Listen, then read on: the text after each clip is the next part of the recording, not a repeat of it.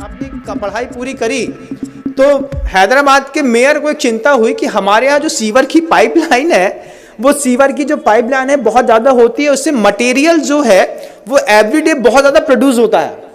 तो मटेरियल को डिसॉल्व करने के लिए उनके पास कोई स्पॉट या कोई चीज़ दिखाई नहीं दे रही थी। आप क्या सोचते हैं कोई क्या कर सकता है?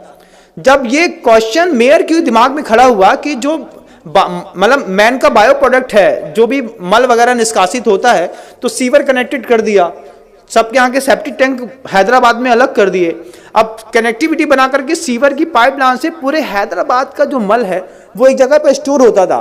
तो उसको खत्म करने के लिए क्या दिमाग कोई चलाएगा? तो बायोकेमिकल के स्टूडेंट ने उसमें लिक्विड क्लोरीन डाल करके उस पीले को व्हाइट कर दिया, और पीले को व्हाइट करने के बाद उसमें से उसकी स्मेल गायब कर दी।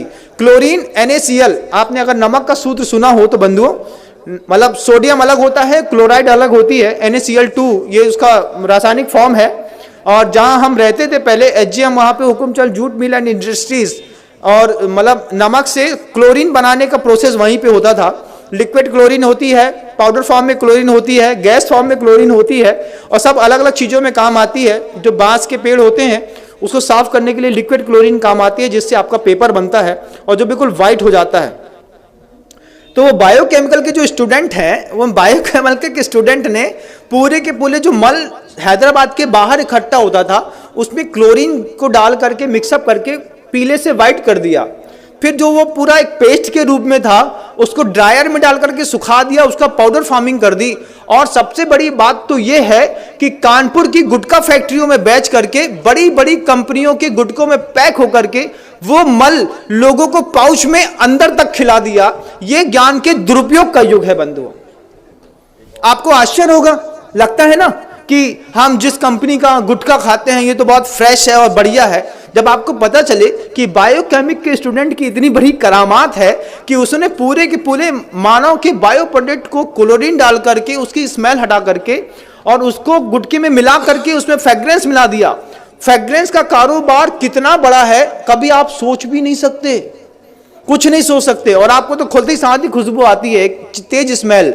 आप किसी भी कंपनी के गुटके को 5 मिनट के लिए एक पानी में डाल दीजिए, थोड़ी देर उसको हाथ से मसल के देखिए, फिर आपको पता चलेगा, जब इसकी स्मेल हट जाएगी फिर उसको खा के देखिए, तब पता चलेगा कि हम अपने मुंह में क्या खाते हैं। उसमें चूना और कांच दोनों मिलाया जाता है कि कांच से बारीक कांच का पाउडर रहता है जिससे आपकी जबान थोड़ी सी कटती है, और चूना उसके ऊपर लगता है तो आपको थोड़ी सरसराहट सी होती है।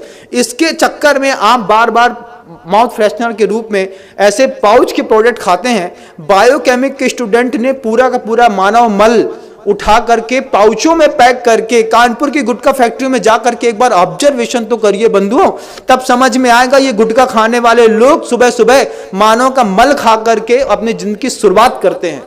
ये बायोकेमिक के स्टूडेंट का कमाल है।